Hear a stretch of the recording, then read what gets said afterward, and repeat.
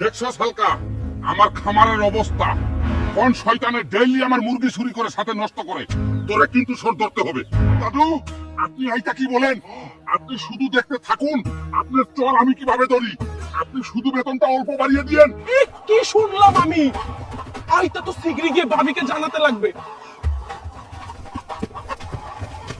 ও ভাবি, বিজনেসের তো সর্বনাশ হইয়া গেছে। দাদু তো খামার জন্য হালকাকে ভাড়া করছে, আইবার মুরগি খাবো কি করে? এইবার আমি এই ড্রেস পরে আমি মুরগি সেজে সর দেখবো। দেখি মুরগি সর আজ কিভাবে। সাবস্ক্রাইব করবেন।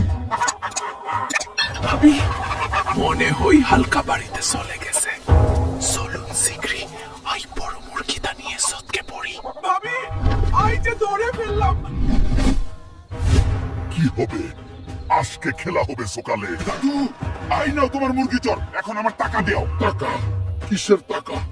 আরে এই তুই তো আমার শালিকা।